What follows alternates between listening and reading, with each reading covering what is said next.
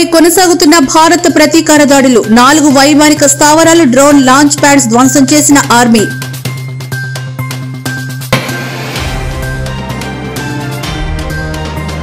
పవన్ కళ్యాణ్ కీలక నిర్ణయం, అనాథ పిల్లలకు తన వేతనాన్ని కేటాయిస్తున్నట్లు ప్రకటించిన జనసేన అధినేత.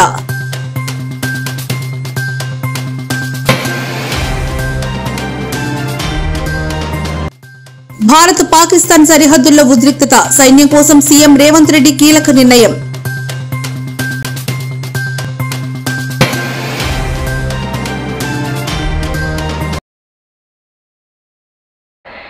హైదరాబాద్లోని ఓ ప్రముఖ ఆసుపత్రిలో వైద్యురాలిగా సేవలందిస్తున్న మహిళ డ్రగ్స్ కు బానిసగా మారడం కలకలం రేపుతోంది.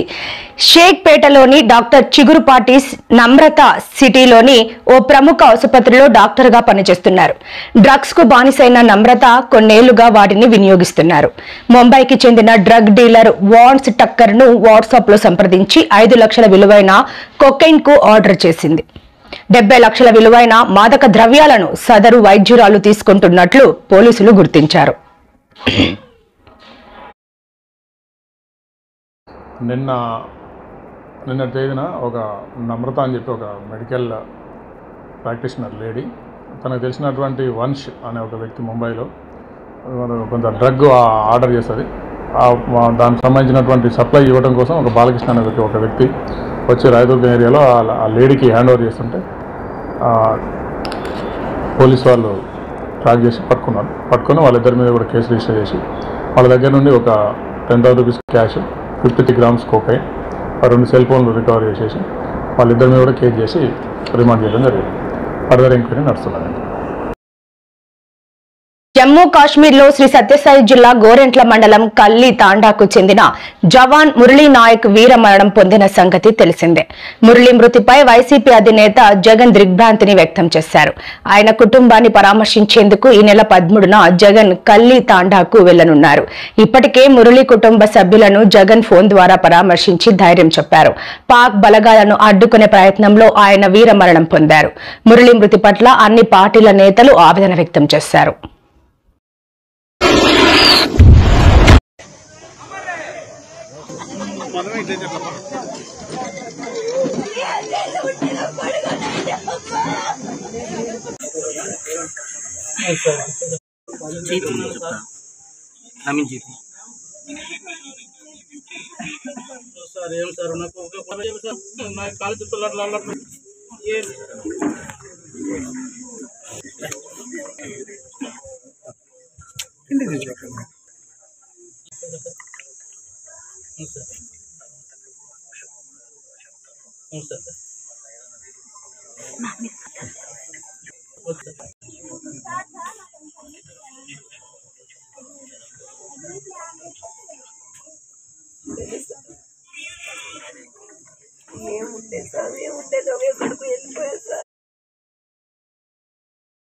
పిఠాపురం నియోజకవర్గానికి ప్రాతినిధ్యం వహిస్తున్న ఉప ముఖ్యమంత్రి పవన్ కళ్యాణ్ ఒక కీలక నిర్ణయాన్ని ప్రకటించారు. తన ఎమ్మెల్యే వేతనాన్ని నియోజకవర్గంలోని అనాథ పిల్లల సహాయార్థం అందజేయనున్నట్లు ఆయన వెల్లడించారు. పిఠాపురం నియోజకవర్గం ప్రజలు ఎంతో నమ్మకంతో తనను శాసనసభ్యుడిగా గెలిపించారని, వారి ఆకాంక్షలకు అనుగుణంగా నియోజకవర్గ అభివృద్ధికి పాటుపడటం, సమస్యలను పరిష్కరించడం తన బాధ్యత అని పవన్ పేర్కొన్నారు.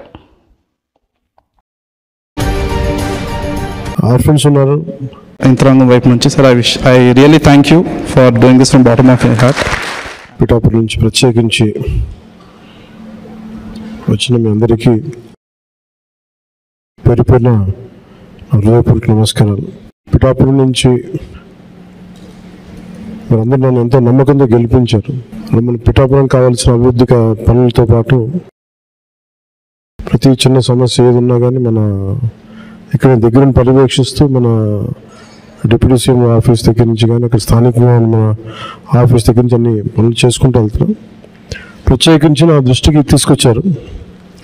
దాదాపు 42 మంది ఆర్ఫన్స్ ఉన్నారు, తల్లిదండ్రులు లేని వాళ్ళు, లేదంటే కూర్చోబెట్టి దాంట్లో సగం మంది కనీసం ఎవరు బాధ్యత తీసుకోవడానికి ఎవరు లేరు. దీనికి మనం ఏదైనా చేయాలని షణ్మోహన్ గారు అలాగే కృష్ణతేజ గారు నా దృష్టికి తీసుకొచ్చారు. ఆ రోజు నేను అనుకున్నది ఏంటంటే, ముందుగా నేను ఎమ్మెల్యేగా గెలిచి డిప్యూటీ సీఎం పదవి తీసుకున్నాక, బాధ్యతలు తీసుకున్నాక జీతాలు ఇవన్నీ తీసుకోకూడదని నిర్ణయించుకుంటే అసలు భారం అవ్వకూడదని. కానీ పరిస్థితి ఏమొచ్చిందంటే చాలా మిగతా వాళ్ళందరూ కూడా ఇబ్బంది అవుతూ ఉంది. అందువల్ల ప్రత్యేకించి నేను తీసుకొని అది ఎవరికి ఖర్చు పెట్టాలి అని అనుకుంటే, నాకు చదువుకుంటున్న మీకు, తల్లిదండ్రులు, కుటుంబం ఇవన్నీ దూరమైన మీకు, అది మీ భవిష్యత్తుకి ఏదైనా ఉంటే చాలా చాలా బాగుంటుంది అనేది నాకు అనిపించింది. దాని తగ్గట్టుగా అడుగు వేసాం.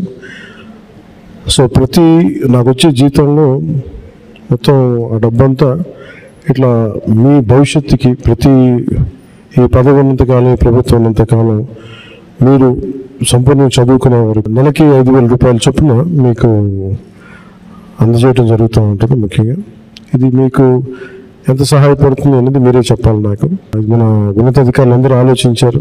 దీంట్లో ఎక్కడ కూడా ఒక కులం కానీ అనే దాంట్లో అన్ని కులాలు ఉన్నారు, అందరూ ఉన్నారు. ఒకరికి నేను ఒక్క కులానికి నేను మాట్లాడాలి ఆ మనస్తత్వం కూడా లేదు నాకు. సో మనస్ఫూర్తి ఇంకోసారి మీ దృష్టికి తీసుకొస్తూ ప్రత్యేకించి మీ అందరికీ, అంటే ఇది పని చేసి సంపాదిస్తున్న డబ్బు, ఒక ప్రభుత్వం తరపున పని చేస్తూ దాని నుంచి వచ్చిన జీతం చాలా బాధ్యతగా, నాకు మీరిచ్చిన అధికారాన్ని తిరిగి తద్వారా వచ్చిన డబ్బుని తిరిగి ఏ పిఠాపురం అయితే నన్ను గెలిపించడానికి కారణమైందో అదే పిఠాపురం భవిష్యత్తుకి, మీరందరూ పిఠాపురం భవిష్యత్తు, ఇక్కడ ఉన్న పిల్లలందరూ, సో మీ భవిష్యత్తు కోసం నేను దీన్ని తిరిగి జీతాన్ని ఇచ్చేస్తున్నాను.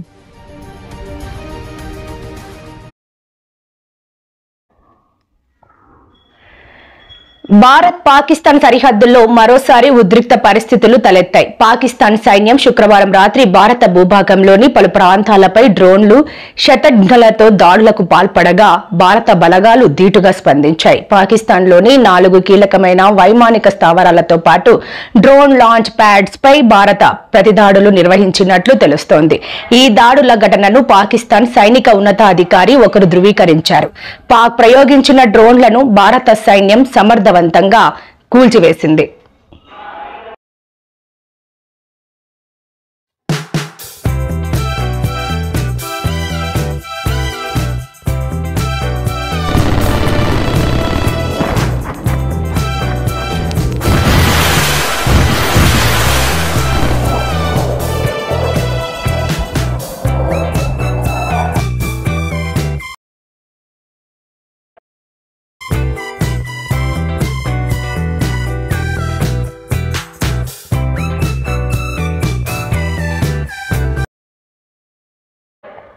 భారత పాకిస్తాన్ సరిహద్దుల వెంబడి ఉద్రిక్త పరిస్థితులు నెలకొన్న నేపథ్యంలో రేవంత్ రెడ్డి ఒక కీలక నిర్ణయాన్ని ప్రతిపాదించారు. దేశ రక్షణలో నిమగ్నమైన భారత సైన్యానికి సంఘీభావం తెలిపే దిశగా పాకిస్తాన్ దుందుడుకు చర్యలను ధైర్యంగా ఎదుర్కొంటున్న భారత సైనిక దళాలకు అండగా నిలవాలని రేవంత్ రెడ్డి పిలుపునిచ్చారు. ఈ క్రమంలో రాష్ట్రంలోని శాసనసభ్యులు, శాసన మండలి సభ్యులు తమ 1 నెల వేతనాన్ని జాతీయ రక్షణ నిధి, నేషనల్ డిఫెన్స్ ఫండ్ కి విరాళంగా అందించాలని ఆయన సూచించారు.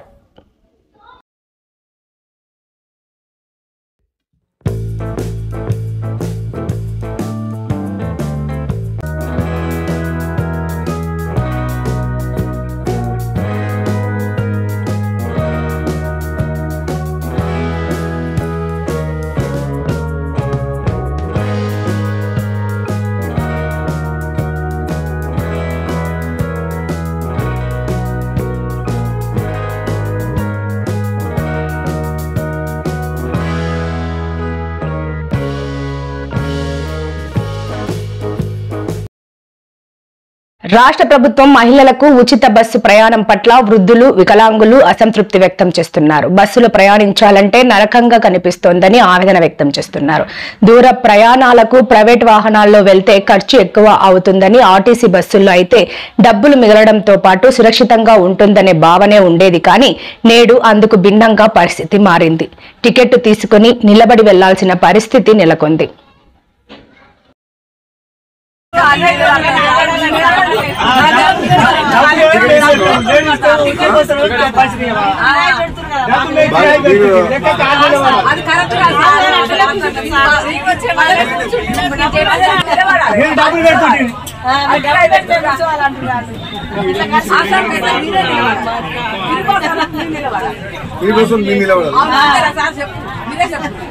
మీరు చెప్పాలి నేను అనుకో మళ్ళీ బదనాం చేస్తాను.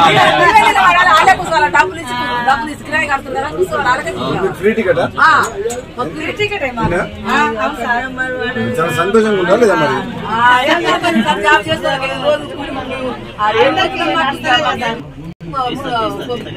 ముప్పై నుంచి 3 ఎంత టికెట్ అంత ముందు 20 రూపాయలు ముందు 40 రూపాయలు పోతావు మాకు ఎన్ని రోజులు ఒకసారి పోతున్నాం ఏం పని లేదు మాకు నలగొండ పిల్లగానికి పోతున్నాం మాకు ఏం పని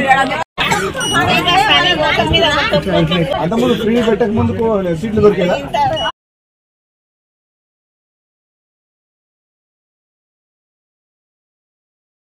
ఫ్రీ బస్ బెస్ట్. ఎందుకు అట్లా ఫ్రీ బస్ బాగుంటది అని అంటే లేదు మేడం, ఫ్రీ అనేసరికి ఇంట్లో ఉన్న వాళ్ళు కూడా వచ్చేస్తున్నారు. ఒక నిమిషం చెప్పు. ఫ్రీ బస్ అయినా ఫినైల్ తాగినట్టు దేశాలు పట్టుకొని కూడా వస్తున్నారండి. మరి ఇంత ఘోరమా? అంతా కూడా ఉండకూడదు. అన్ని అక్కడ ఇక్కడ మన మేడారం పంపించేసారు. ఇక్కడ సిటీలో పబ్లిక్ అంత ఇబ్బంది అవుతుంది చూస్తుంటేనే. నూగుతురు మగ పిల్లలు అయితే అసలు ఎంకటి నుంచి గిటేకని ఇస్తలే మనుషులు డ్యూటీలు చేసుకున్న వాళ్ళకి ఎంత ఇబ్బంది అయితే. ఒకప్పుడు ఆడోళ్ళు ఉంటే బస్ ఆపేటాడు, ఇప్పుడు ఆడోళ్ళు ఉన్న కాడ బస్సులు ఆపుతున్నాడు. అర్హులైన జర్నలిస్టులందరికీ ఇందిరమ్మ ఇండ్లు మంజూరు చేస్తామని మంత్రి పొంగులేటి శ్రీనివాసరెడ్డి చెప్పారు. వృత్తి నిర్వహణలో చనిపోయిన జర్నలిస్టుల కుటుంబాలకు పెన్షన్తో పాటు అనారోగ్యం పాలై ప్రమాదాలకు గురై వృత్తి నిర్వహించలేని స్థితిలో ఉన్న జర్నలిస్టులకు నాంపల్లిలోని ప్రెస్ అకాడమీ కార్యాలయంలో చెక్కులు అందజేశారు. ఈ సందర్భంగా మంత్రి పొంగులేటి మాట్లాడుతూ ప్రెస్ అకాడమీ భవనాన్ని చిన్న మరమ్మతులు పూర్తి చేసి నెలాఖరులోగా ప్రారంభిస్తామని పేర్కొన్నారు.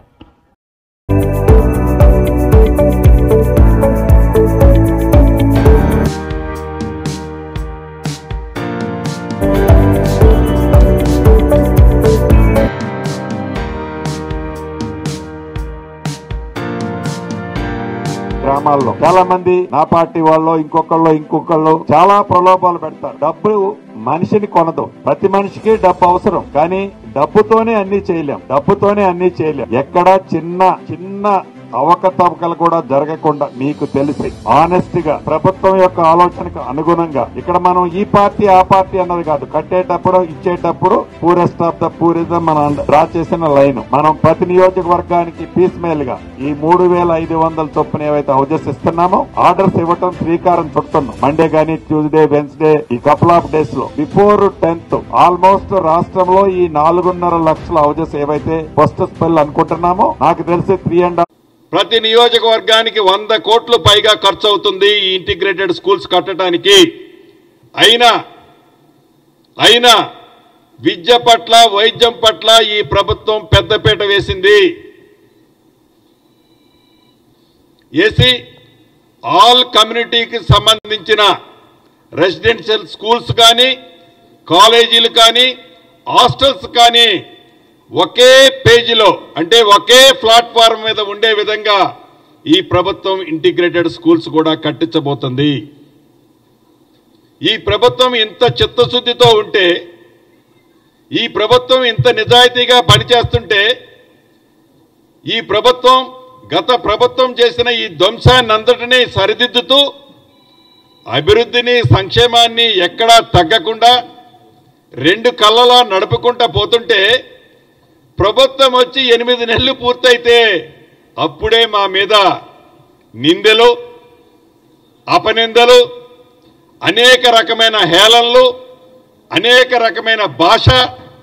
అంటే ఈ ప్రభుత్వం యొక్క పనితీరుని జీర్ణించుకోలేక ఈ ప్రభుత్వం మీద ఏ రకంగా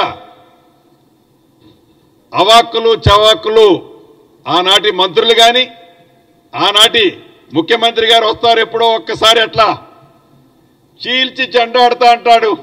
మళ్ళీ 6 నెలలు 9 నెలల దాకా మళ్ళీ ఎవరికి కనబడరు. మీరు ప్రత్యక్షంగా ఈనాడు చూస్తున్నారు మీడియా మిత్రులే. ఎప్పటి నుంచో మీ సమస్య ఉంది, ఇళ్ల స్థలాల సమస్య. ఈ ప్రభుత్వం వచ్చిన తర్వాత తీరుస్తామని చెప్పాం. రాబోయే కొద్ది రోజుల్లో మొదటి విడతగా న్యాయస్థానం నుంచి ఏదైతే క్లియర్ అయి వచ్చిందో ఆ జవహర్ సొసైటీకి సంబంధించిన సుమారు 72 ఎకరాలని ఒక మంచి ఫంక్షన్ ఏర్పాటు చేసుకొని గౌరవ ముఖ్యమంత్రి గారి చేతుల మీదుగా 1000కి పైగా ఉన్న సీనియర్ జర్నలిస్టులకి ఇళ్ల స్థలాలకి ప్రభుత్వం అతి కొద్ది రోజుల్లోనే ఇచ్చుకోబోతుంది. ఆనాడు మీరు విన్నారు, ఎప్పుడన్నా మీడియా మిత్రులను కూర్చోబెట్టుకొని ఆనాటి పెద్దలు మాజీ ముఖ్యమంత్రి గారుంటే ఇట్లా చిటికలు చూపించేది. ఆ చిటికల్లో ఏ ఒక్క చిటిక సౌండ్ కూడా మీకు వినపడిందని నేను అనుకోవటంలా. ఈ ప్రభుత్వం ఎప్పుడూ చిటికలేసి చూపించదు, మాటలు ఎక్కువ చెప్పదు, చెప్పింది కూడా సరిగ్గా చేసుకోదు అని వాళ్ళు చెప్తారు. కానీ ఎక్కువ చేస్తాం, తక్కువ మాట్లాడుద్ది ఈ ప్రభుత్వం. అది ఈ ప్రభుత్వం యొక్క కట్టుబాటు, అది ఈ ప్రభుత్వం యొక్క నిబద్ధత అని మనస్ఫూర్తిగా నా మీడియా మిత్రులందరికీ తెలుపుతూ, చాలా రోజులైంది మీ అందరితో కూడా మాట్లాడి. తిరుమల ఆలయం మీదుగా మరోసారి విమానాలు వెళ్లడం కలకలం రేపింది. శ్రీవారి ఆలయం మీదుగా 3 విమానాలు వెళ్లాయి. ఆనంద నిలయం మీదుగా విమానాల సంచారం తిరుమల ఆగమ శాస్త్ర నిబంధనలకు విరుద్ధం. అయినా తరచుగా విమానాలు, డ్రోన్లు కొండపై కనిపిస్తున్నాయి. ఇండియా పాక్ యుద్ధ వాతావరణ నేపథ్యంలో విమానాలు తిరుమల శ్రీవారి ఆలయం మీదుగా తిరగడంపై టీటీడీ భద్రతా అధికారులు ఆరా తీస్తున్నారు. తరచూ విమానాలు తిరగడం అటు అపచారంతో పాటు ఇటు భక్తుల ఆందోళనకు కారణమవుతోంది.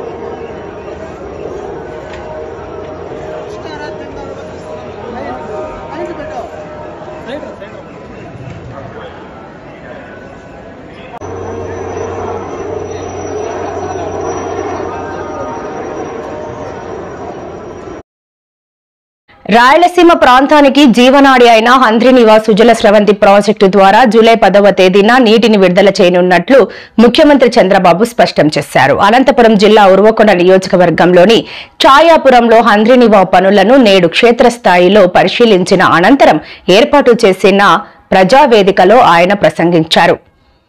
రాష్ట్రంలో ప్రతి ఎకరాకు నీరు అందుతుందని, కరువు అనే మాటే వినిపించదని ధీమా వ్యక్తం చేశారు. బెడ్ విడ్త్తో మనం ఇంతకుముందు 1300 నుండి 1400 దాకా క్యూసెక్స్లకు నీళ్లు తీసుకున్నాం సార్. మనం పైన 2200 నుండి 2000 దాకా తీసుకుంటూ ఇక్కడికి తీసుకొచ్చి రాగులపాడు పంపింగ్ స్టేషన్ దాకా తెచ్చి ఇప్పుడు ఈ 16.5 మీటర్ల లెంగ్త్ లో ఎంత వాటర్ పుష్ అవుతుంది సార్? ఇప్పుడు మనం 3450. ఇప్పుడు మళ్ళీ పని స్టార్ట్. అప్పుడు 37% అయిందా? తీసుకురాస్తున్నాయి సార్ మాకు ఇక్కడ. అది అట్లా రాక్ బేగర్ ఉగ్రవాదాన్ని అణిచివేయడానికి ప్రధాని మోడీ గారికి కేంద్ర ప్రభుత్వం తీసుకునే ప్రతి చర్యకు మేము అండగా ఉంటామని ప్రతిజ్ఞ చేస్తున్నాం.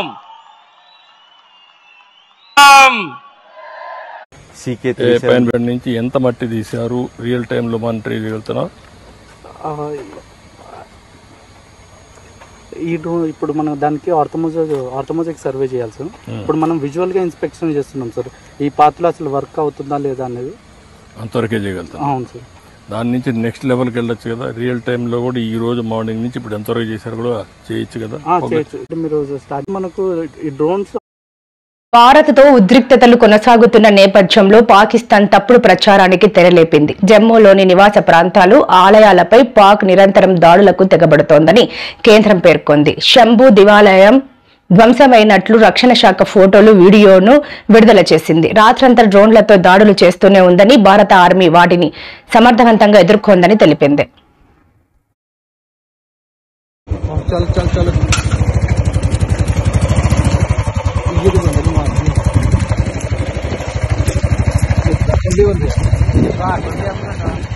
स्प्रिंट में